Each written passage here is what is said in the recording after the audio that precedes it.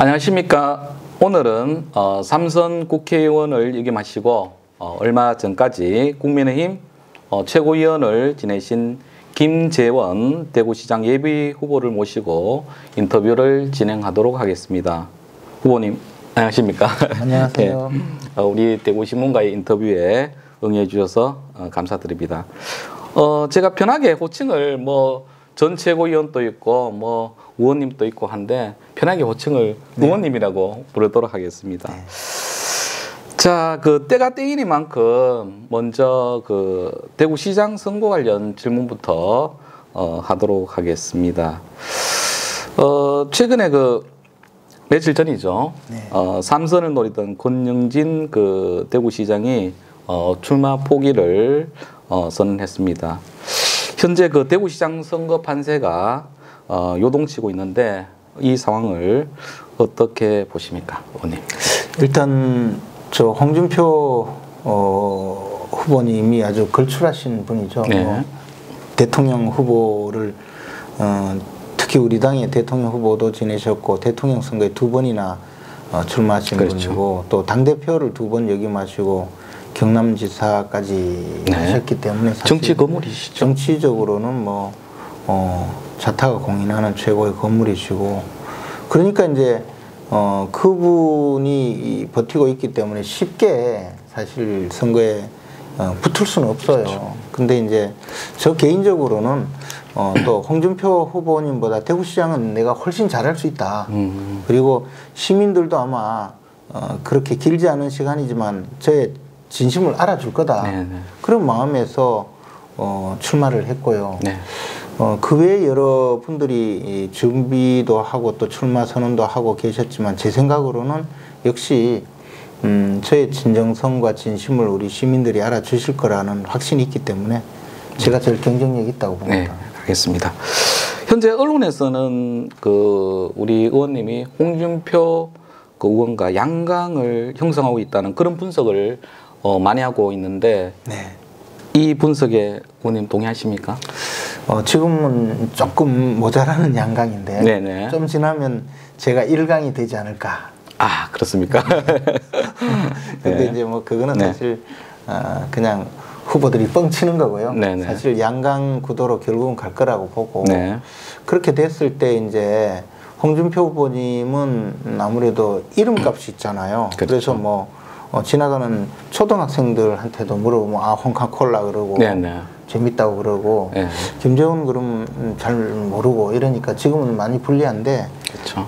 그러나 이제 시장 선거라는 것은 시민들이 대구광역시 행정을 맡아서 시민들의 살림살이, 시민들의 삶을 어떻게 잘 좀 좋게 만드느냐, 어제보다 오늘이 더 좋아지고 살림살이가 얼마나 나아지느냐, 그런 일을 할 뿐이기 때문에 그런 점으로 또 많이 고려를 해주신다면 네. 제가 분명히 이길 수 있다고 생각합니다. 그래서 네. 궁극적으로는 1강이 될 거라고 믿습니다. 그리고 지금 그와 관련해 가지고 현재 홍준표 의원이 아까 말씀대로 대권 주자, 5선 국회의원, 도지사, 당 대표 거의 화려한 경력을 거치셨는데 그래서 이제 홍 의원님에 대해서 지지율이 굉장히 많이 나오고 있는 것도 그렇죠. 사실입니다. 그러면 우리 의원님께서 홍 의원님을 이길 수 있는 하나의 필승 전략이랄까 이런 게 있으면은 좀 말씀 부탁드립니다. 그러니까 이제 홍준표 네. 의원님은 이 이름값이 네. 거의 대체로 네. 인지도가 굉장히 높으시죠. 그러니까 그게 네. 이제 그 인지도라는 말은 좀 네. 지지도하고 연결되는 부분이 있긴 그러니까 한데 인지도라는 것은 네. 말하자면 우리가 이제 전문 용어고 네. 네.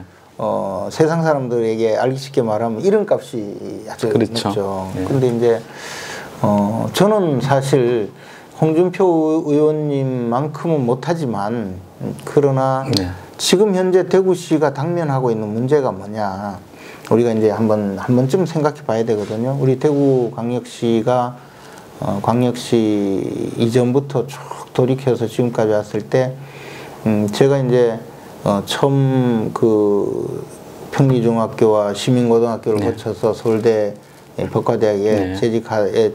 재학하던 4학년 때 행정고시 합격해서 그때 이제 첫 첫 번째로 사무관으로서 임관에서 발령받은 직장이 경북도청이에요. 그렇죠. 북구 상격동에 있는 경북도청인데, 그러니까 이제 그때 25살에 사무관이 돼가지고 동료들하고 일하다가 저녁 때 되면 나와서 동성로 또는 그 중앙공원 앞에 가가지고 뭉티기 고기 놓고 소주 마시던 그 시를 생각하면, 그때는 우리 대구광역시가 명실상부한 3대 도시였고 대구 시민들도 엄청난 자부심과 자존심이 있었거든요. 근데 시간이 지나면서 지금 근 28년가량 대구 경제가 침체되고 쇠퇴하고 대구의 인구도 줄어들고 벌써 뭐 전국 4위로 추락하고, 그렇죠. 또 아마 더 추락할지도 모르는 위기감이 실제 있고, 그렇죠. 1인당 GRDP, 즉 지역 내 총생산이 줄어드니까 젊은 사람들이 직장을 못 가고 외지로 나가고 이런 상황이 되었거든요. 이 문제의식은 사실 대구 시민 누구나 공감을 해요. 근데 시장이 될 분이 과연 그러면 대구광역시장이 되어서 이런 문제를 해결할 사람이냐, 그리고 조금이라도 살림살이가 나아지도록 만들 사람이냐, 아니면 정치적으로 이름이 높은 분이냐를 이제 판단을 하실 거라고 봐요. 저는 이제 우리 대구광역시가 어떻게 되어야 하는지, 그리고 그에 대해서 어떤 방법으로 이 문제를 이 짧은 시간 내에 이 문제를 해결하고 그것을 구체적으로 현실적으로 실천할 수 있는가에 대한 보관이 있거든요.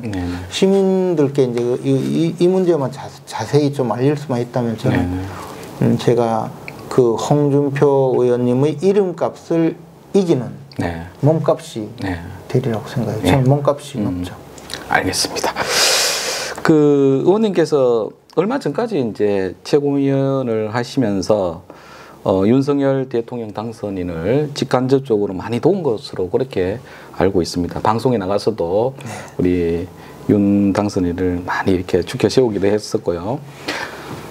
구체적으로 그러면 어떤 역할을 좀 하셨고, 또 혹시 윤 당선인과 혹시 대구시장 이 출마에 대해서 혹시 논의를 해보신 적은 있으신지? 첫째, 이제 윤석열 검찰총장이 이제 검찰총장을 그만두고 총장직을 마치고 나왔어요. 그래서 제가 그날 페이스북에 우리 보수 진영이 지금 마땅한 대선 주자가 없다. 있어봤자 정말 지리멸렬하다. 이런 상황이라면 우리가 윤석열 총장을 영입해서 대선 주자로 만들자. 그리고 윤석열을 정권교체의 도구로 활용하자라는 의미로 이제 이야기를 했더니 많은 이른바 박근혜 전 대통령을 지지하는 분들, 친박 성향의 많은 분들이 저를 공격을 많이 했어요. 그래서 제가 윤석열이 설사 악마라고 보이더라도 악마의 손이라도 잡고 이 정권교체의 큰 고개를 넘어야 한다. 과거 이제 탄핵이 될 때 박지원 당시 국민의당 비대위원장이 바로 그 말을 했거든요. 악마의 손을 잡고라도 탄핵을 성공시키자. 그때 이제 새누리당의 국회의원들이 탄핵에 동조하는 상황이 되니까 추미애 그 민주당 대표가 한나라당은 탄핵에 동참할 자들이 아니고 역사에 석고대죄해야 된다. 끼지 마라 이랬거든요. 그러니까 박지원 국민의당 대표 비대위원장이 탄핵이라는 큰 산을 넘기 위해서는 악마의 손이라도 잡고 가자. 이래서 사실은 이제 우리 당의 많은 분들이 같이 동참을 하게 됐죠. 그와 마찬가지로 지금 우리가 정권교체를 하려고 하는데 현실적으로 후보가 마땅하지 않다면 윤석열을 우리의 후보로 같이 가자라고 처음 시작을 했고, 사실 그것이 그 후에 많은 사람들에게 공감을 얻어서 방향 전환의 계기가 되었죠. 그리고 나서 윤석열 후보가 이제 뭐 당에 입당할 때 또는 그 이후에 당내에서 여러 가지 뭐 초기에는 어려움이 더 많았잖아요. 저 토론회를 시켜서 뭐 어떻게 하고 막 그럴 때마다 제가 봤을 때는 우리 후보의 경쟁력을 우리끼리 너무 추락시켜서는 안 된다는 생각으로 제 정치적 소신으로 이야기를 했는데 뭐 그것이 비춰질 때는 윤석열 후보를 부당하게 돕는 것으로 네. 이렇게 비춰졌고 그래서 네. 홍준표 의원님한테 혼도 많이 났죠. 네네. 근데 이제 그것도 다 추억 속의 일이고 네. 그 위에 이제 대선 캠프가 우리 윤석열 후보께서 당의 후보로 선출되고 나서 백범 기념관에서 딱 이겼잖아요. 그렇죠.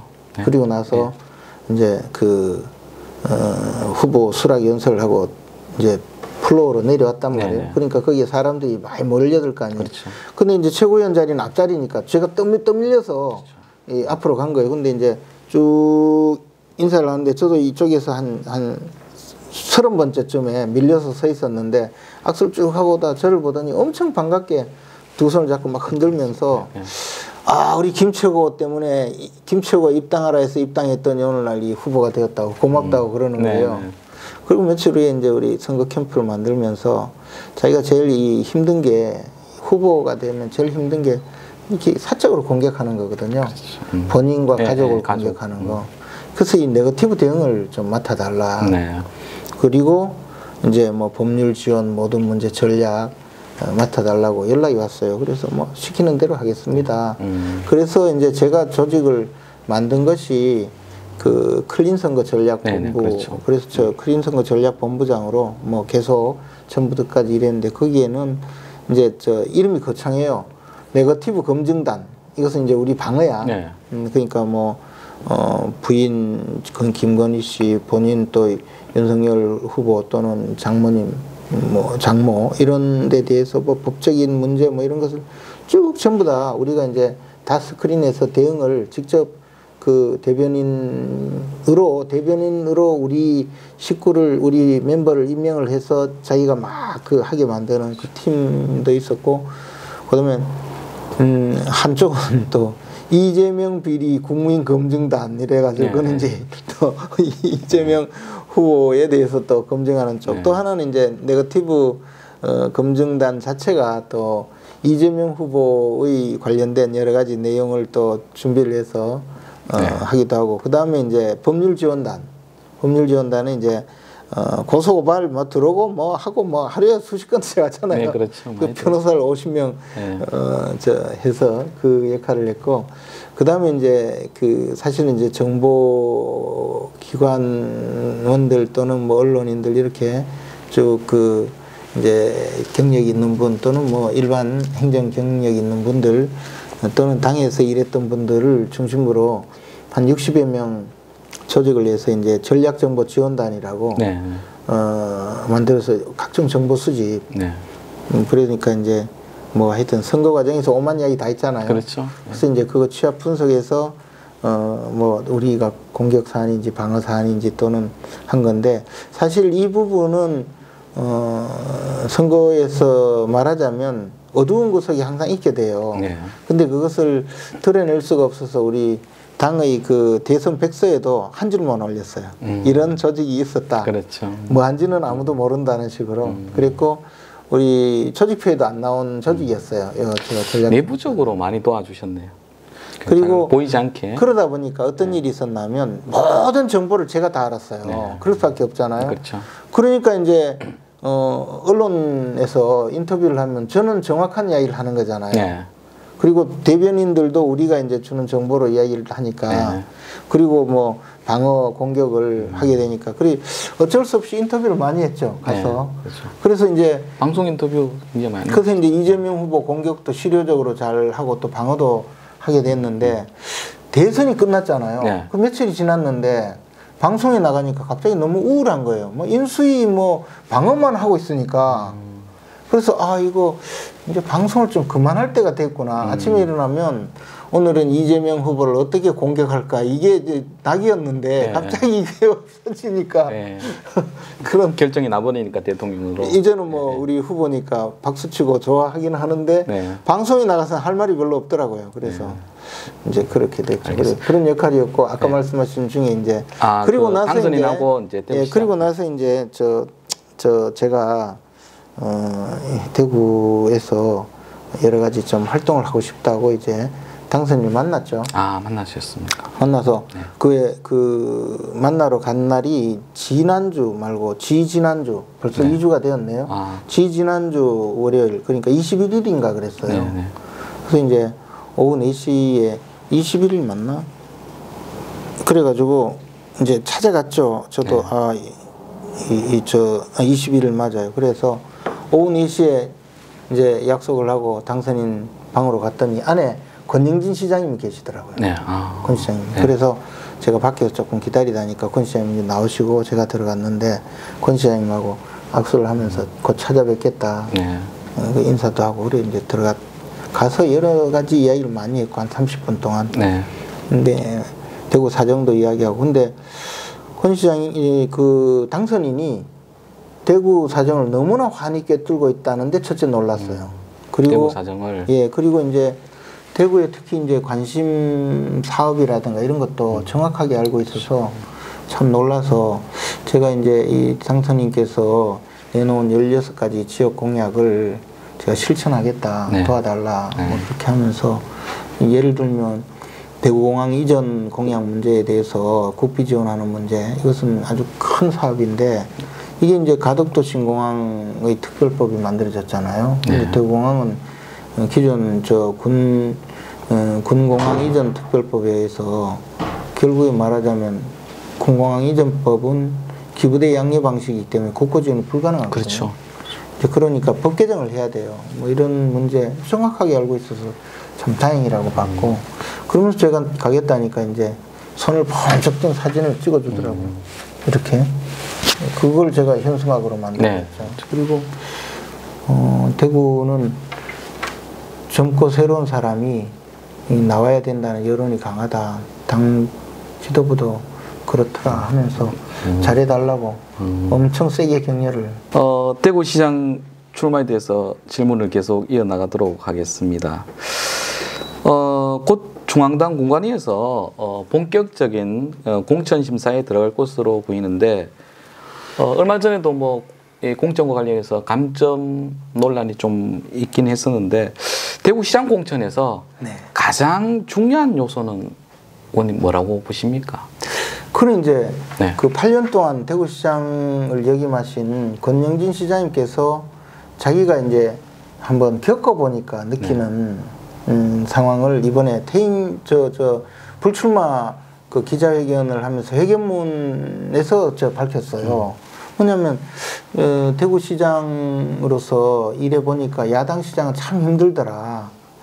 잘 안 되더라는 거죠. 그리고 우리가 여당이 이제 됐잖아요. 네. 그럼 여당 시장이 되어도 이제 그 출범하는 윤석열 정부, 윤석열 당선인과 호흡을 맞춰가면서 일을 잘 해야 대구의 현안을 해결할 수 있다. 그러므로 차기 대구시장은 윤석열 대통령과 호흡을 맞춰 함께 일할 수 있는 사람, 그리고 윤석열 대통령이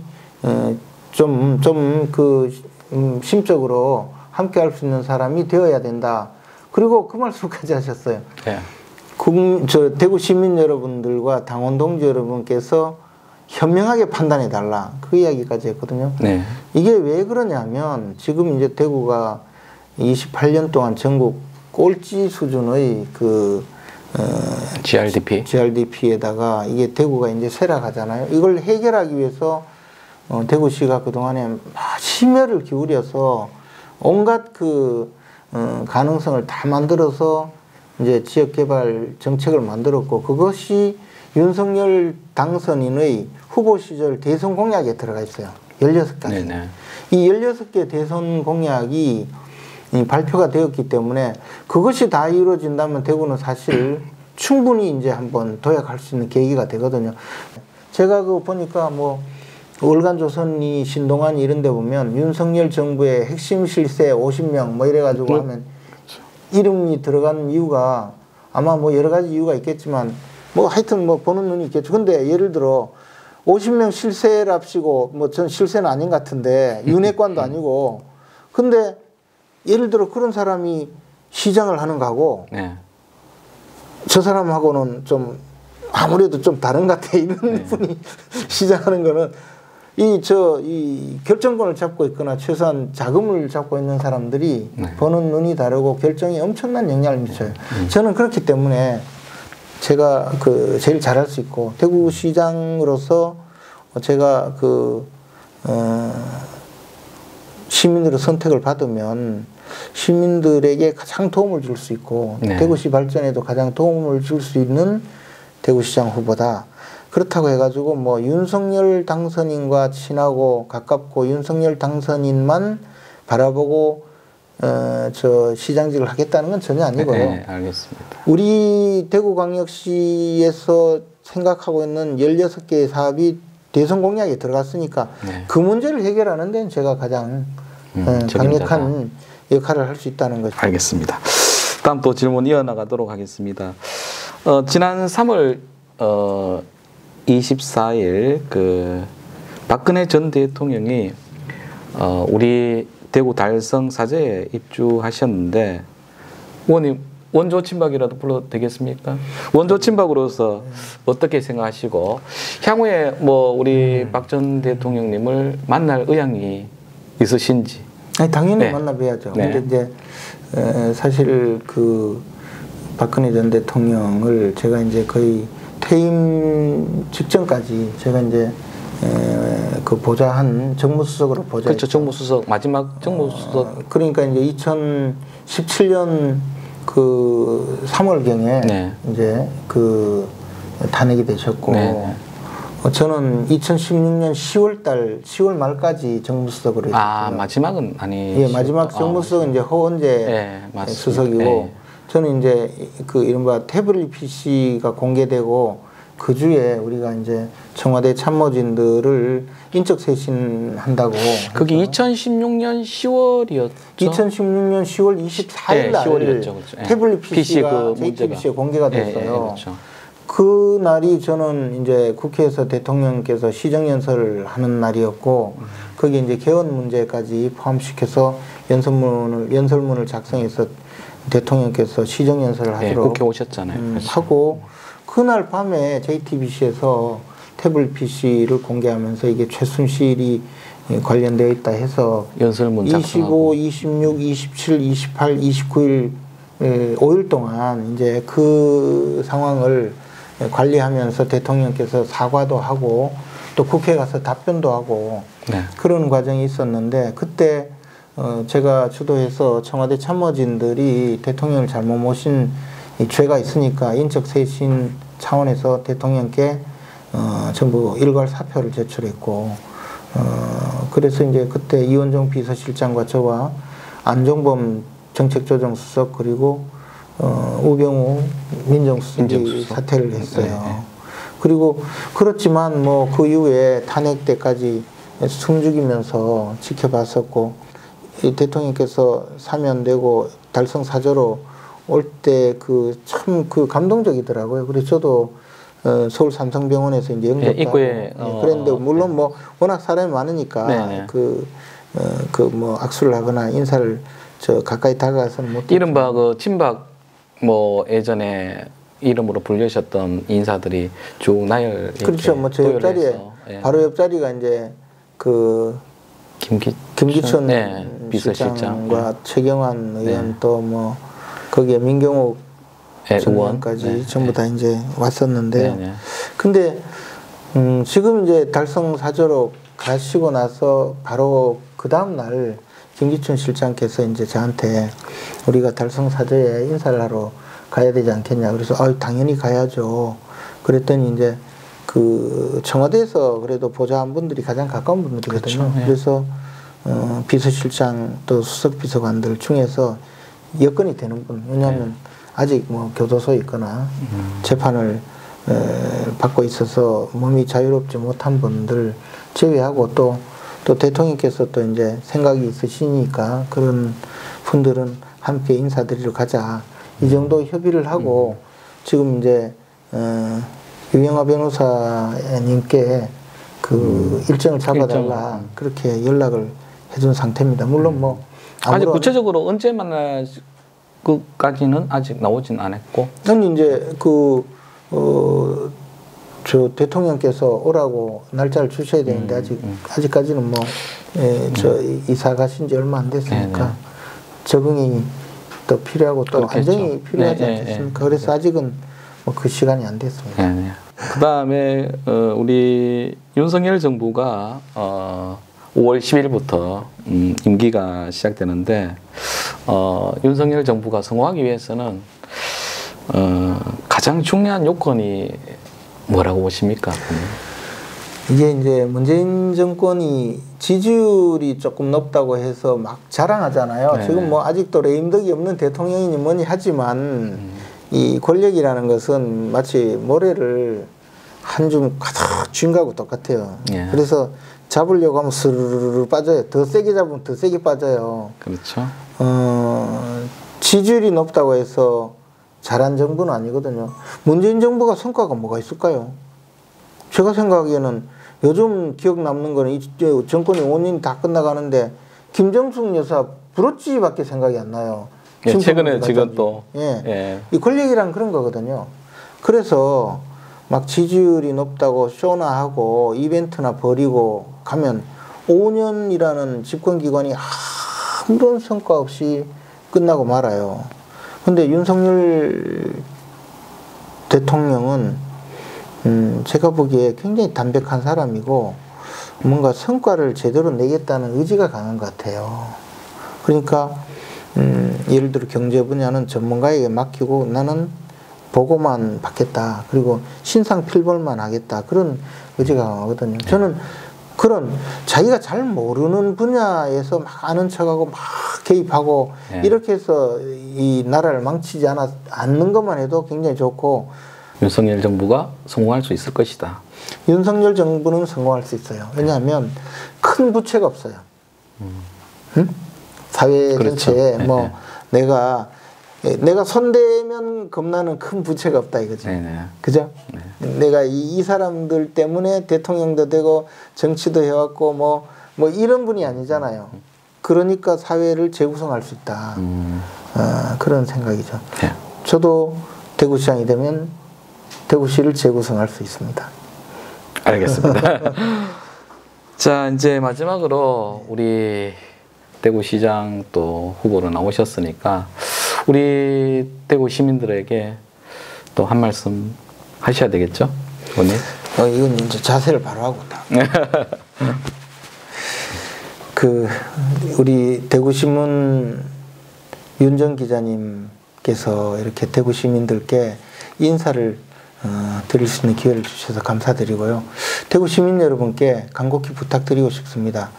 대구광역시장은 생각보다 굉장히 중요하고 또 할 일이 많은 자리입니다.